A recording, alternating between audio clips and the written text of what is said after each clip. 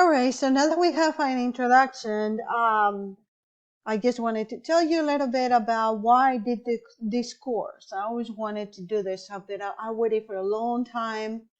Obviously, if I did this course, it's because obviously I believe in angels. I believe that they're among us. And just a little bit about me, you already know I always say my professional side, but just to say I'm a sensitive person. I've been clarisentient and clairaudient pretty much since I was 4 years old. I've been hiding some of my abilities. And at times I'm also claircognizant. And we'll explain all that, what that means, but I also have a low level of mediumship, but mm, not to the extent in which, I am able to be able to do that. And I think, and we'll talk about this later on in the course, it has to do with blocks, right? There are certain blocks. You have to be able to open to it. We'll talk about techniques on how to do this. But some of us have harder time than others. I believe that part of my gift is because I have had 3 near-death experiences in my life.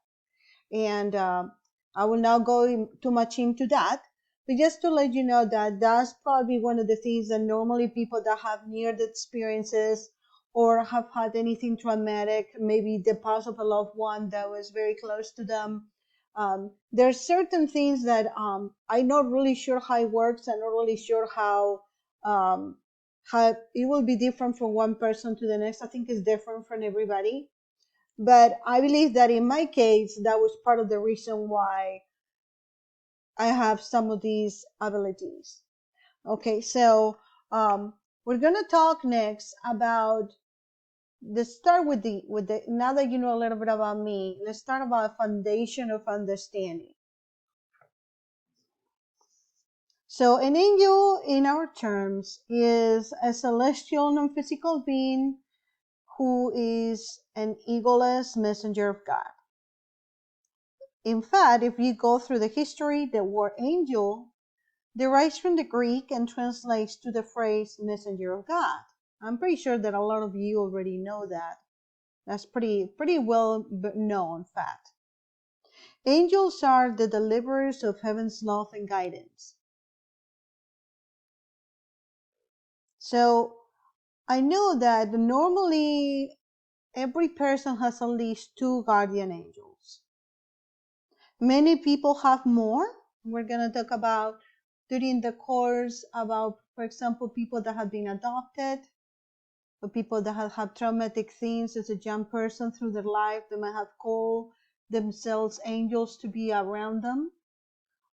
Some of them might be family members. When we talk about, calling deceased ones to be next to you as an angel, sometimes you do have guides in addition to archangels and guardian angels. So we'll talk about that later on in the course. But many people have more, either because they ask for additional angels or because others have asked God to send them on their behalf. So these are your personal angels who are with you and through your entire lifetime. Some angels will come and go through your life depending upon your circumstances and needs, but your core guardian angels will remain consistent. So your guardian angels are with you every moment of every day. They unconditionally love you no matter what and want the best for you. They never tire of you and get bored or frustrated or upset with you. Okay, these are only things that we think as humans just because we tend to do that. But angels don't have that kind of, we'll talk about the memory of angels later on, but they are pretty much light and unconditional love. Now let's talk about the help from angels. So a lot of people think that you have to pray or worship the angels. And I think we as humans don't understand this very well. We don't pray or worship to angels. We give all glory to God. The angels are non-denominational and assist people on every belief, and they work alongside Jesus. If you're a Christian, more Christian religions normally believe in that. And the ascended masters of all religious faiths. So angels are the ones that have the purpose to enact God's will, which is peace upon earth, one person at a time. So these beings know that if each one of us is peaceful, then we'll have a world of peaceful people. So really, your life purpose is to be at peace, and the angels want to help you with this. While it is true that challenges do help us grow, the angels also say that serenity leads to even bigger growth spurs. Through tranquility, our schedules and creativity are more open to giving service, and so our bodies are going to operate in a healthy fashion. So our relationships will thrive and blossom, and then these will be considered angels passing the messengers to us, and these are examples of God's love. So, well, sometimes people will say to me, they have asked me in occasions, well, God already knows what I need, so I'm not going to ask for anything. Well, this is true, but this is also related to free will. So you learn in this course that there are ways in which to ask the angels things. In other words, we must ask for their help before they can assist us. So it doesn't matter how you ask, but only that you do.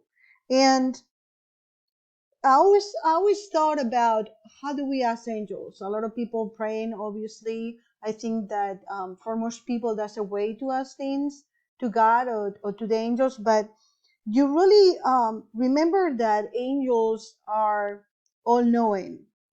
They have an infinitive memory. So you can say your request aloud, silently, or in writing. You can sing it, you can whistle it, you can type it, or even scream your request for heaven's guidance. So you can work it in a positive and affirmative ways or as an appeal or supplication. Any form of asking for assistance is enough to give God and the angels permission to intervene.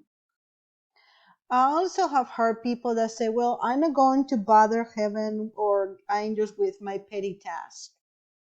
And I hear you. I always thought that, some things are too small to be asking, but they are celestial beings and nothing is too small or large for them. As a matter of fact, I think they want the extra work. Some of these angels, I think they are not worth enough. Most of them, because we only tend to know, and when we go through the archangels, I'll help you, but we tend to kind of think of the archangels only on the 4 to 5 major ones that we know, but there's a lot of them, and we'll go through all of them. And I don't think a lot of the um, people in general know the names and which ones to ask for what. So they really want us, they simply want to help us with whatever brings us peace. And many times it's the small favors that result in long-lasting peacefulness. The angels say there is also small stressors in life that erode peace. And I'm pretty sure that you agree with that, especially during this year, right? We have had a really difficult year, all of us. So if you don't know what to ask for, that's okay. You can simply say, please help me be at peace, and they'll get to work on your behalf. Or you can also request something specific.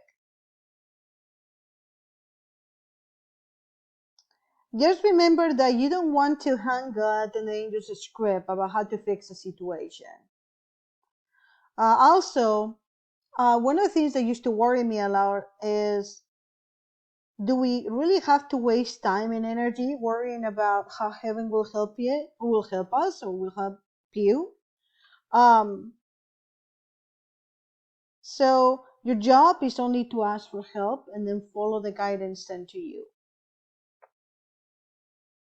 Now, a lot of people say, why should I talk to angels when I can talk to God? And this is an excellent question. So when people are afraid and most in need of heavenly help, their vibrations are too low to hear and feel the pure love of God. The angels who are closer to earth are easier to hear and feel when someone is fearful or stressed. Then they can lift the person's vibration and help him or her to be unafraid and at peace and return to a clear connection with God. So everyone can hear, obviously, and talk with God and the angels. You don't need to be especially trained or qualified or deserve it. I know that some people might think, okay, you still have to have some kind of gift or something, but really you don't. All human beings have that ability. You were created in the image and likeness of God, so if you share the divine qualities of love and abundance, health and beauty and goodness, we all do, right? So you're able to ask and talk to the angels. Now, another question one of the students asked me was, well, since everyone has guardian angels, why is there evil and suffering in the world? So that's a very good question. If everyone listened to the guardian angels, we'll have a world of loving and peaceful people. There will be no evil. The evil, remember, we're going to talk about fear, right? Evil stems for fear. It talks about the lack of resources, which in turn causes people to act selflessly. So when you work with angels, in contrast, you begin to understand that there's no need to compete because there's plenty of everything to go around for everybody. You begin to share freely without a fear of running out of resources. Angels are different, and we're going to talk about mediumship and how to talk to our deceased loved ones later on in the course. But angels are different from departed friends and relatives. So while these people can act like angels, they're still humans with egos and a lot of opinions. There's no problem with talking with your grandma or their departed loved one to keep in contact. But to get pure guidance, divine guidance, you want to direct your conversations to God and egoless angels. The spirit world is where the angels live, and it's not as a faraway place as we might think. Heaven is all around us in a different dimension. Now, I don't know if you keep with the news later on, sometimes of the scientific world, but normally because I used to be and going to conference and seminars and different presentations, you get to hear about different sciences, including the metaphysical sciences. And believe it or not, I actually read an article one time and I forgot what the source was, but I can look it for you if you need it, if you need that. But they actually talk about the angels. They mentioned the spiritual world being thinner than ours, but it was actually 2.54 centimeters away. So it's sort of like we are still in the same, I guess if we were in a radio, right? If we were in a radio, we would be just in a different channel, in a different frequency. So the spirit world where angels live isn't a faraway place. Heaven is all around us in a different dimension. So this is similar to the frequency bands of a different radio station. All the stations are in the radio, but they all exist in different frequencies. So your angels are celestial beings who have not lived on the earth before as humans. And we're obviously incarnated angels. Sometimes some of them might manifest into human form. We're going to talk about some of the angels that were previously, two of them as a matter of fact, had been known to be humans before they were angels, incarnated angels, but that happened a long time ago. Now let's talk about the 9 quarters of angels in the next video.